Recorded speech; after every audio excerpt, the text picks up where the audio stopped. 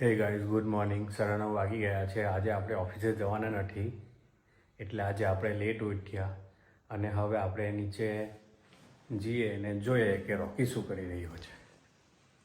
ચાલો, આપણો રોકી છે ને બહાર બેસીને બલાડીને જોતો છે. જાણે અત્યારે બલાડીને ખાઈ જ કેમ જવાના. કેવો બેઠો છે, એક નંબર ને. આપણે બનાવી રહ્યા છે વેજીટેબલ સૂપ, એટલે મગ વાળું સૂપ.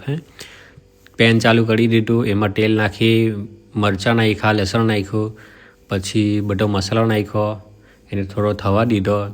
પછી એમાં એડ કરી દીધી ડુંગળી, એટલે કે કાંદો. પછી એને થોડું થવા દીધું અને પછી મગનું સૂપ હતું એ નાખી દીધું અને થોડી વાર માટે થવા દીધું અને ચાખ્યું મેં કે કેવું લાગે છે. પછી લીંબુ નાખ્યું, પછી થોડું થવા દીધું એટલે થઈ ગયું. ચાલો ત્યારે તો પછી હું અને રોકી નાસ્તો કરવા માટે બેસી ગયા. ટીવી જોતા જોતા નાસ્તો કરી રહ્યા હતા. ત્યાં તો રોકીએ એનું ખાવાનું પતાવી દીધું અને પછી મને જોવા લાગ્યો. પછી એ ચાલ્યો ગયો એની જગ્યા પર બેસીને ને કેમેરા સામે જોતો હતો કે આ ભાઈ શું મૂકેલું છે આટલે.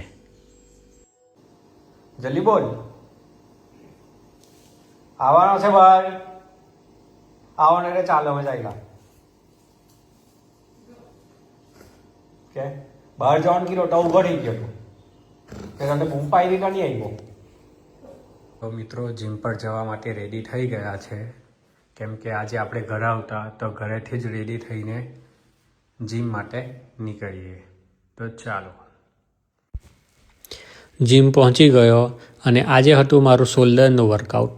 તો શોલ્ડરના વર્કઆઉટ માટે મેં શોલ્ડર ડમ્બલ પ્રેસથી વર્કઆઉટ સ્ટાર્ટ કરી દીધું છે. ચાલો ગાઈસ, અમે ઘરે જવા માટે ફાઇનલી નીકળી ગયા.